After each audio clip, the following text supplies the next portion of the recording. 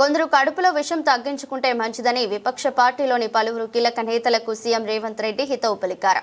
శుక్రవారం అసెంబ్లీలో సీఎం రేవంత్ రెడ్డి మాట్లాడుతూ మూసీ కాలుష్యం కంటే కొందరు మనుషుల కడుపులో ఉన్న విషం అంత ప్రమాదకరమన్నారు. తాను వివరాలు చెబుతుంటే ఎందుకు విషం కక్కుతున్నారంటూ విపక్ష సభ్యులను ఆయన సూటిగా నిలదీశారు. ప్రజలకు నిజాలు తెలియవద్దని చర్చ జరగకుండా చూడాలనుకుంటున్నారా అని ప్రశ్నించారు. వివరాలు చెబుతుంటే నొప్పి ఎందుకు మీకు అంటూ విపక్ష సభ్యులపై ఆయన మండిపడ్డారు.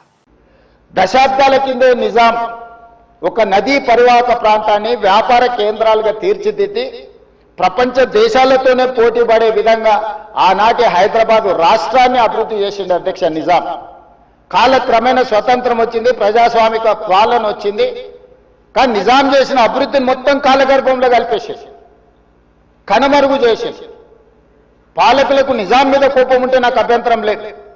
కానీ నిజాం కట్టిన కట్టడాలను, చారిత్రాత్మకమైన కట్టడాల నుంచి మొదలు పెడితే చేసిన అభివృద్ధిని మొత్తం కాలగర్భంలో కలిపి కలుషితం చేసి ఆక్రమించుకొని అన్యాయక్రాంతం అయిపోయి ఈరోజు నివసించడానికి యోగ్యం కాని ప్రాంతాలుగా తయారు చేసేసి లేదు అధ్యక్ష. సంవత్సరంన్నర నుంచి నిరంతరం పనిచేస్తే ఇప్పుడు ఒక కొలిక్కి వచ్చినాయి. ఇంకొక సంవత్సరం పడుతుంది మొత్తం డీటెయిల్ ప్రాజెక్టు రిపోర్ట్ తయారు కావడానికి. 5 సంవత్సరాల కోసం కన్సల్టెంట్ కంపెనీని పెట్టుకున్నాం అధ్యక్ష. 5 సంవత్సరాలు ప్రాజెక్టు డిజైన్లు ఇవ్వడమే కాకుండా, అంచనాలు వేయడమే కాకుండా నిర్మాణంలో కూడా వాళ్ళ సహకారం ఉండాలని చెప్పి ఈరోజు అంతర్జాతీయ స్థాయి కంపెనీలను తీసుకొచ్చి మనం పెట్టుకున్నాం అధ్యక్ష.